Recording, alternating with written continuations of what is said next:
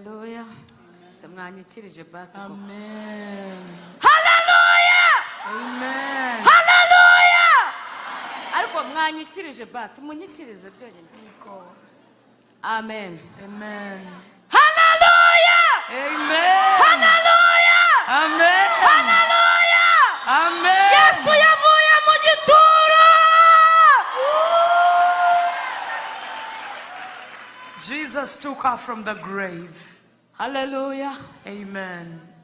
Nejejwe no gushima Imana mu mutima wanje. I am so happy to give thanks to God. I thank God for He's a powerful God. Amen. Amen. Ngaho shima Imana, please. Imana ishimwe. Ndashima Imana ko ari urukundo. Yego. Ndashima Imana ko ari Imana igira imbaraga. Ndashima Imana ko ari Imana agahinda n'umubabaro. Ndashima Imana ko ari Imana itanga ibitwenge. Imana ishimwe. Mu gihe cyashize nagize umubabaro mwinshi cyane. Umubabaro wa wundi ugenda ukumva utazi niyo uri kujya. Ngira agahinda gakomeye. Ndasenga mbwira Imana ngo Uwiteka, wowe wankuye mu rupfu unkura mu kagare maze mu mwaka n'igice unyubakira urugo abantu batabishaka na shitani, ndakwinginze ongera ungarukeho unabare. Imana ishimwe. Birakomeye.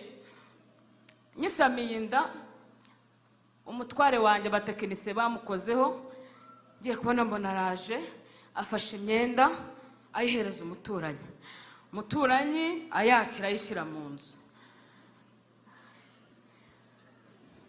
Oya, barikashima Imana. Komeza kubera amasaha wari tugera ku ntego. Narabirebye nkagira ngo ndi kubona filime, nkagira ngo ni filime irimo gukinirwa imbere yanjye. Birangije umugabo arambwira ati ndagiye. Umugabo aragenda, nazi yagiye n'umutwe, ndazengerera muri Kigali. Hari ukuntu ugira ikibazo wumva na toto na mama na data na muntu n'umwe uri bubwire usibye Imana yonyine. Mfite akana k'imyaka 2 kakajya kambaza ngo mama papa ari hehe. Ndacanganyukirwa, nkajya nicara nkarira nuzura umubabaro uteye ubwoba. Nkajya mbwira Imana ngo Mana undinde kugwa muri koma, kuko ari nigeze kugwa muri koma bitewe n'agahinda. Hajya uca mu bihe